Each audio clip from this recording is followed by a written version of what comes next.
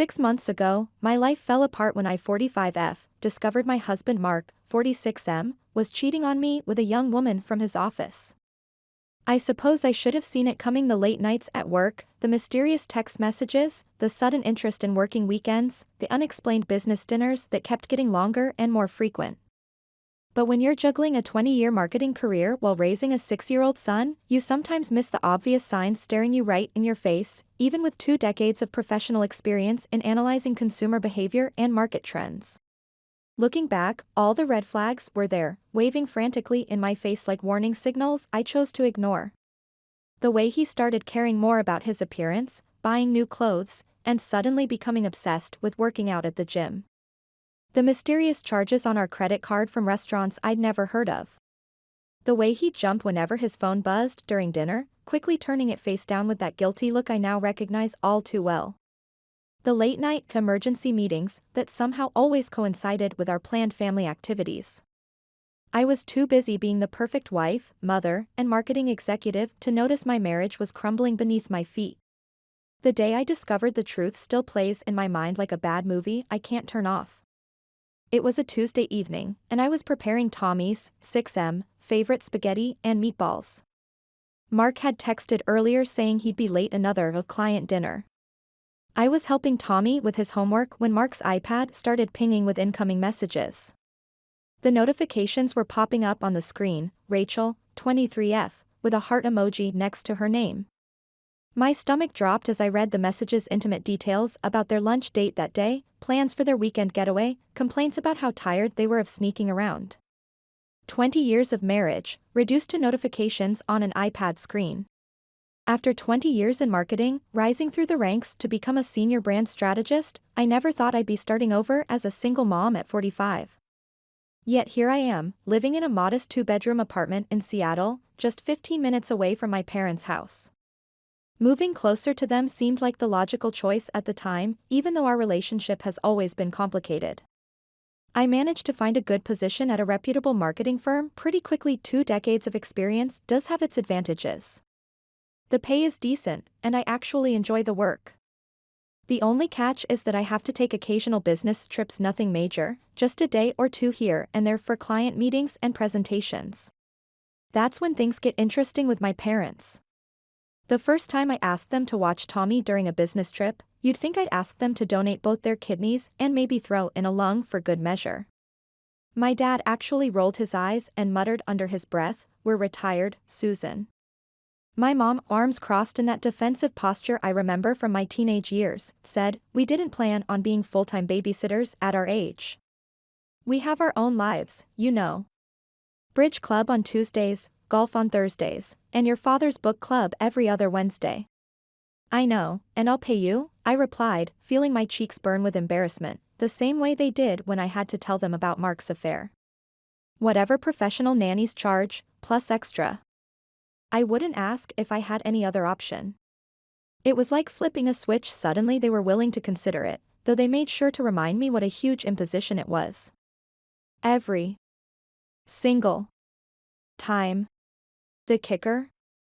My older sister Jennifer, 47F, can drop off her kids anytime she wants, and my parents practically throw a parade complete with confetti and marching bands.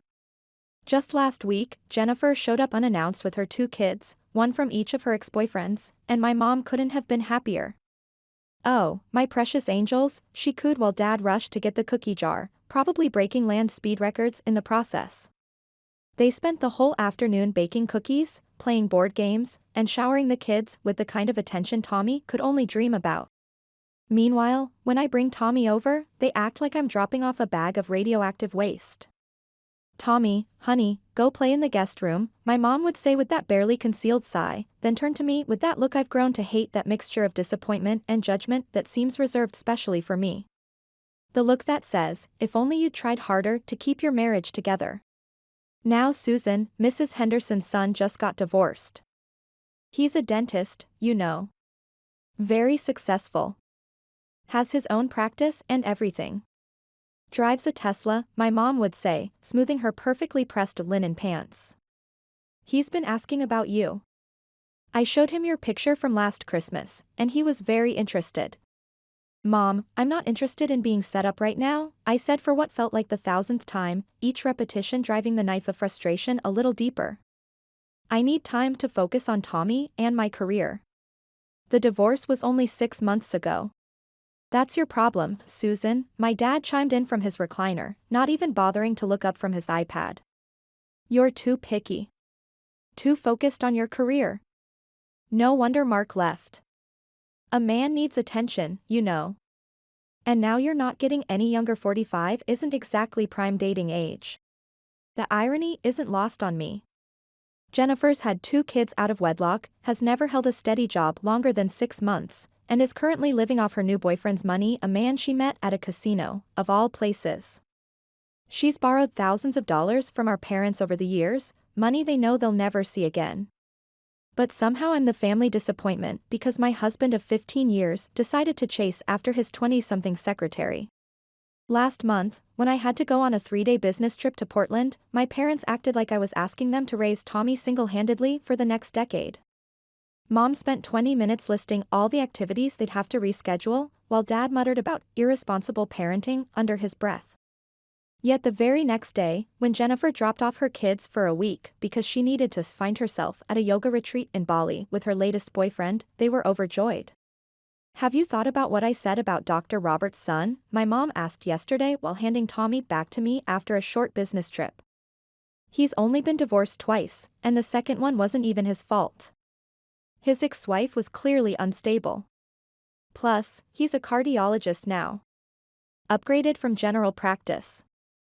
She said this as if she were describing a Pokemon evolution, not a man's medical career. Mom, please, I sighed, gathering Tommy's backpack and his favorite stuffed dinosaur. I'm not ready to date. I'm still trying to help Tommy adjust to all the changes. That's exactly why you need a man in your life, she insisted, following me to the door. Tommy needs a father figure. And let's be honest, Susan, you're not exactly in a position to be too choosy. 2 divorces isn't that many these days, and at least he has a good income. You can't support Tommy on your marketing salary forever. I wanted to remind her that I make 6 figures as a senior marketing strategist, that I've managed to maintain our comfortable lifestyle even after the divorce, that I'm more than capable of supporting my son. I wanted to point out that Jennifer's kids don't even know their father's last names, yet somehow that never seems to concern her. But I've learned that arguing with my mother is like trying to nail jello to a wall, exhausting and ultimately pointless. Instead, I just smiled tightly, thanked them for watching Tommy, and headed home to our apartment. It's not the luxurious house we had when I was married to Mark, but it's clean, comfortable, and most importantly, it's drama-free. At least until the next time I need my parents to watch Tommy. I woke up one Tuesday morning feeling like I'd been hit by a truck. My throat was raw, my head was pounding, and I could barely drag myself out of bed. Tommy was already up watching cartoons in the living room. Mommy, are you okay? He asked, his big brown eyes full of concern. You sound funny. I tried to smile, but even that hurt. Just a little cold, buddy. Nothing to worry about. After calling in sick to work, I knew I had to figure out what to do with Tommy. I couldn't risk him catching whatever I had, so I grabbed a medical mask from the bathroom cabinet and called my parents. I'm not feeling well, I croaked into the phone. Could you watch Tommy for a couple of days until I'm better? There was a long pause before my mother responded. Well, you know our rates, Susan, and we'll need the money up front this time. I wanted to scream. Who asks their sick daughter for payment in advance to watch their own grandson? But I bit my tongue and made the transfer right away. What choice did I have? After dropping Tommy off, I crawled back into bed, hoping some rest would kick whatever this was. But as the hours ticked by, I only got worse. By evening, it felt like an elephant was sitting on my chest. Each breath was a struggle, and the room started spinning every time I tried to stand up. When I started seeing black spots in my vision, I knew this wasn't just a cold.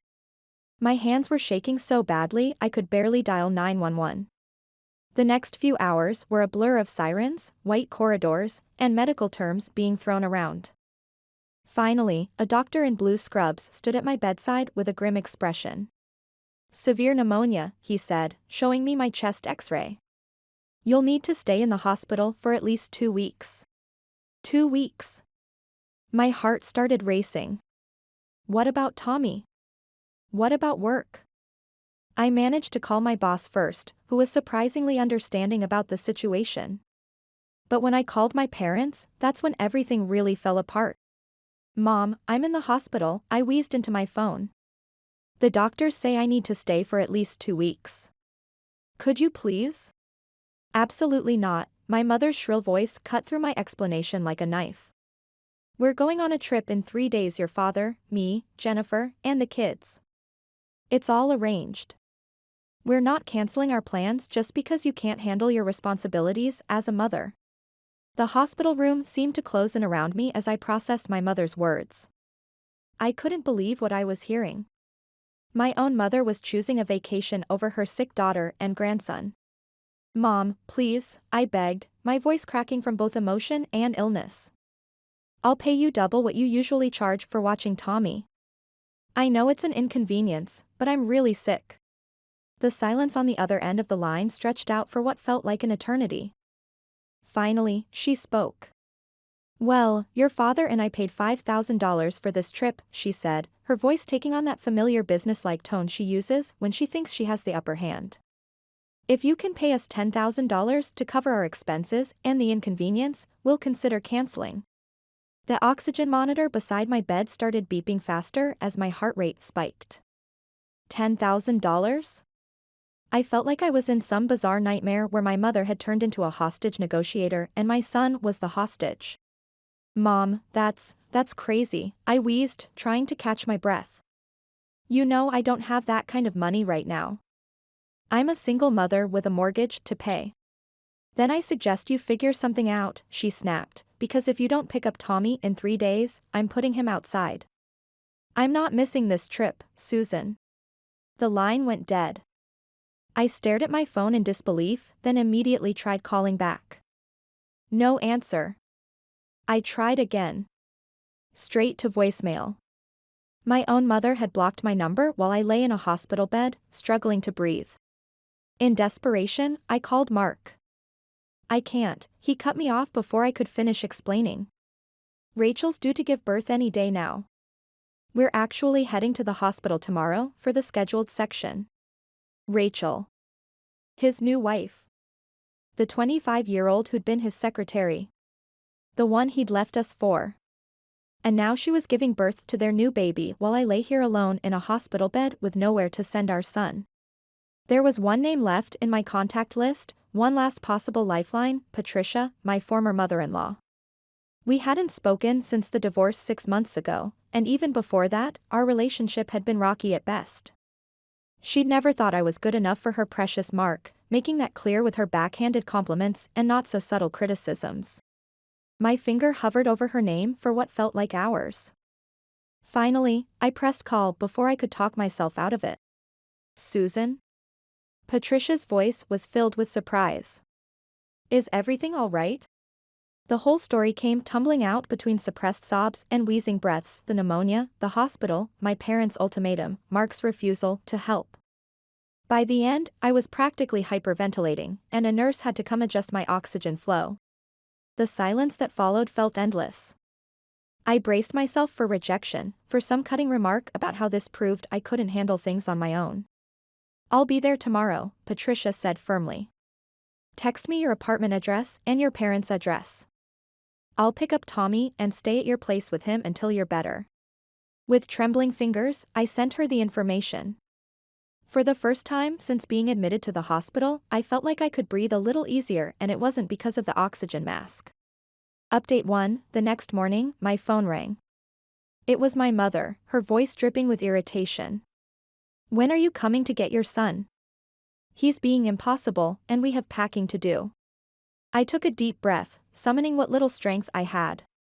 "My former mother-in-law is coming to pick him up today." The snort my mother let out was so loud it crackled through the phone speaker. "Your ex-mother-in-law? Really, Susan? You couldn't find anyone better than that woman?" Before I could respond, she'd hung up. The first photo arrived just hours after Patricia picked up Tommy.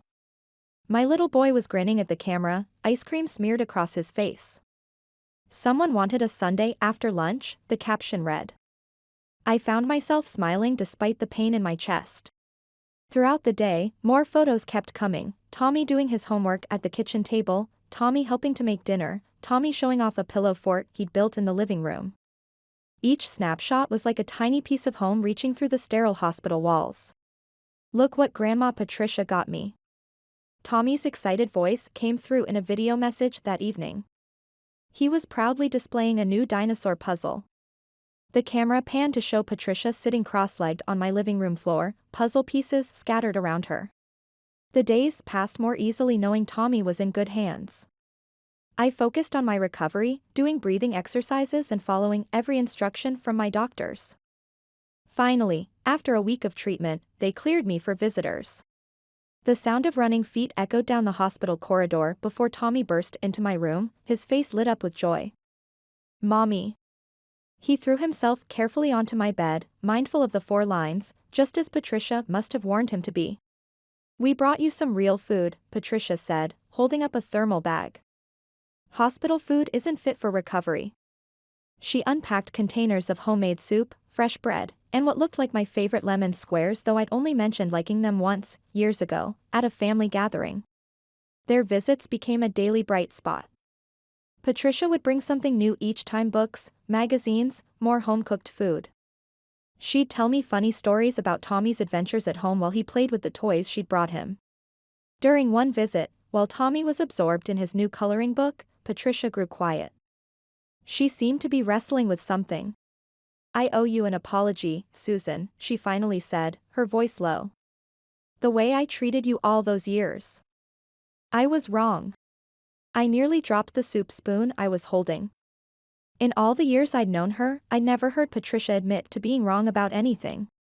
I've seen who my son really married now, she continued, a shadow crossing her face. That woman, all she cares about is spending Mark's money. 3 different designer handbags in 1 week, and the way she talks to him. She shook her head. You were good for him, Susan. You loved him for who he was, not what he could buy you. I was too blind to see it then. While I was still in the hospital, my phone buzzed with a social media notification. My sister had tagged our parents in some photos from their beach resort. There they were, all smiles and sunburns, cocktails in hand, the kids building sandcastles. The caption read, "The main thing is family." I actually laughed out loud when I saw it, startling the nurse who was checking my vitals. The irony was almost too perfect. The main thing is family, posted by the same people who had demanded $10,000 to look after their sick daughter's child, the same people who had threatened to put their own grandson out on the street.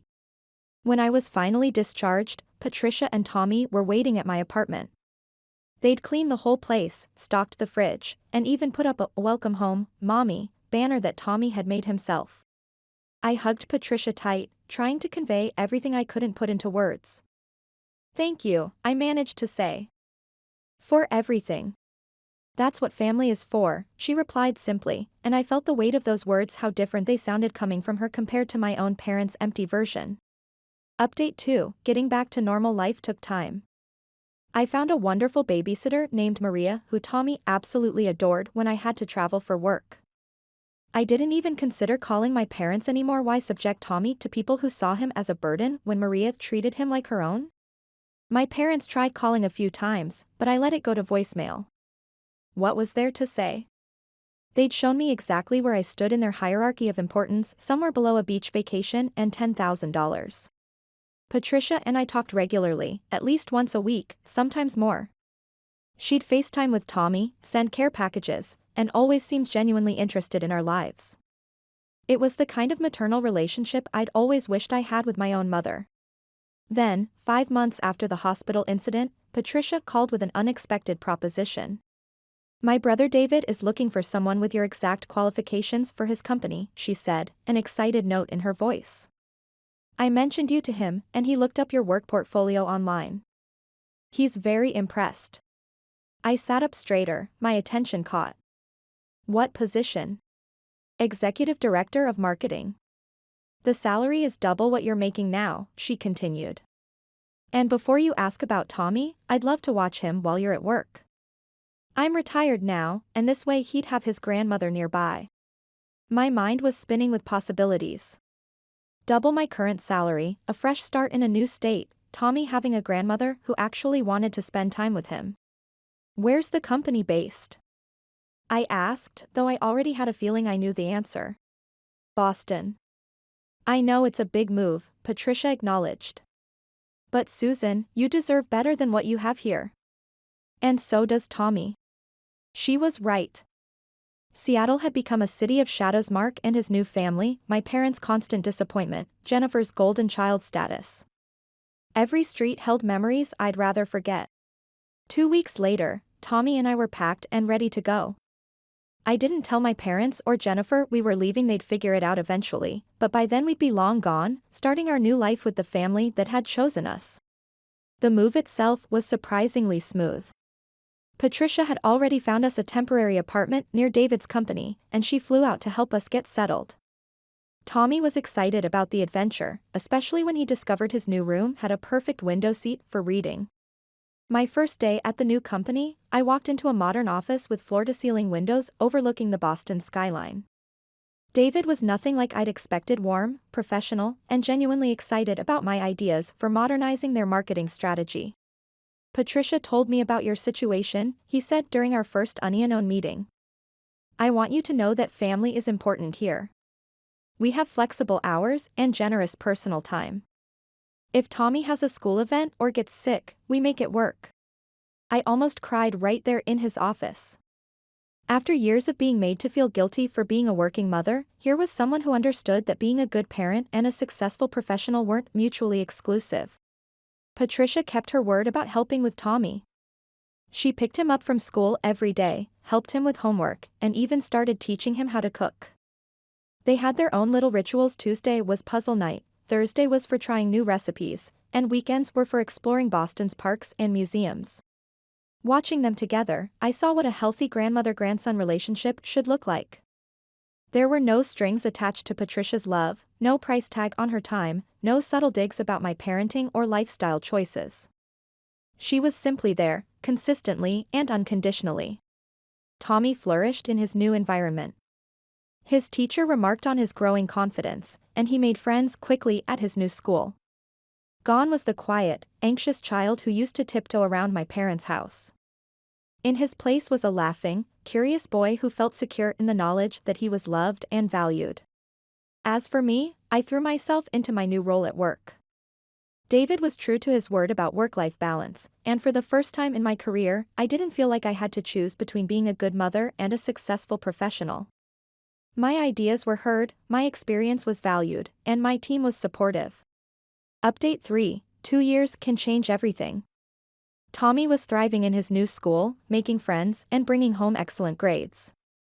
I had worked my way up to senior marketing director at David's company, and my salary had grown even more.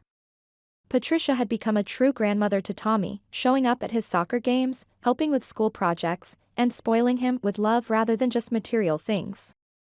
We were finally house hunting, looking for a place to call our own. Just that morning, I'd been reviewing mortgage options, calculating down payments, and dreaming about having a backyard where Tommy could play. Then my phone rang. An unfamiliar number with a familiar area code. Hello? I answered cautiously. Susan, it's Mom. I almost dropped my coffee mug. 2 years of silence and now this. My mother's voice sounded different, strained, desperate even. What do you want? I tried to keep my voice neutral, but 2 years' worth of hurt made it hard. We need your help, she said without even asking how I was. Classic Mom. It's about Jennifer. Of course it was about Jennifer. It was always about Jennifer. What about her? She's gone, my mother's voice cracked. She ran off with some man she met online. Just packed a bag and left.